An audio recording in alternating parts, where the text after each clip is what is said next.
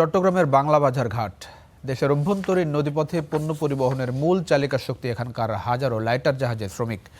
অথচ মে দিবসেও তাদের জীবন কাটছে অনিশ্চয়তায়। দ্রব্যমূল্যের ঊর্ধ্বগতি আর জ্বালানি সংকটের কবলে পড়ে আয় কমলেও বাড়েনি তেমন সুযোগ সুবিধা। মাঝের ঘাটের সেই সব শ্রমিকদের বঞ্চনার কথা জানাচ্ছেন সৈয়দ তামিম মাহমুদ। ক্যামেরায় ছিলেন মোহাম্মদ জালাল।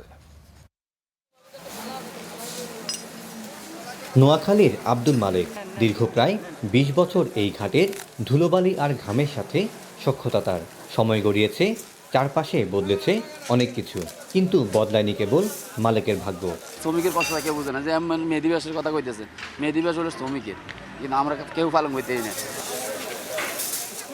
জ্বালানি সংকটে নিয়মিত জাহাজ ঘাটে না আসায় কমেছে উপার্জন, কিন্তু পাল্লা দিয়ে বেড়েছে নিত্যপণ্যের দাম।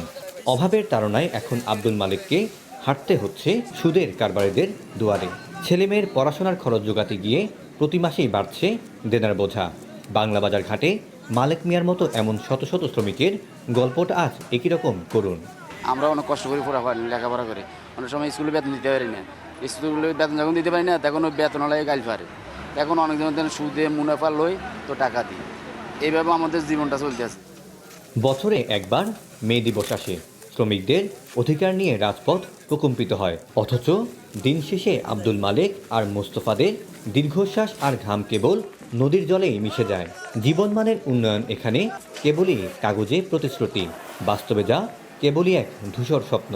অন্য কোনো গার্মেন্টস ফ্যাক্টরিতে চাকরি করলে ওরা ভাতা পায়, বসকু ভাতা পায়, শরীর অসুস্থ হলে ডাক্তার খরচ পায়। আমাদের এখানে একটা শ্রমিকদের অ্যাক্সিডেন্ট হয়, বাড়িতে ভাড়াই দাও। চিকিৎসা করার তৌফিক থাকে সে বেঁচে কিনা চিকিৎসা করে, আর যার নাই সে তো আর ভিক্ষা ছাড়া কোনো উপায় নাই।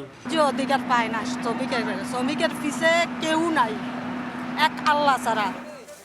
এদিকে খরচ বাড়লেও বাড়েনি শ্রমিকের শ্রমের মূল্য। এমনকি চিকিৎসার মতো মৌলিক সুবিধা থেকেও বঞ্চিত এই শ্রমিকরা। ১৭টা ঘাটের ভিতরে একটা ঘাটে কাজ চলে, তা তো আপনার ১-১৫০ টাকা আপনার দৈনিক পাই।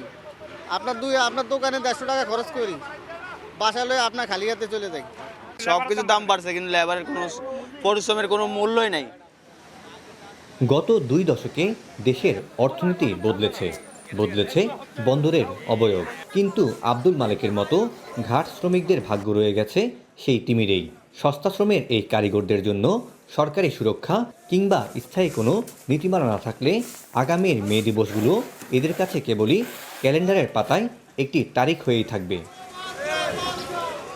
Syed Tamim Mahmud, Star News, Chittagong.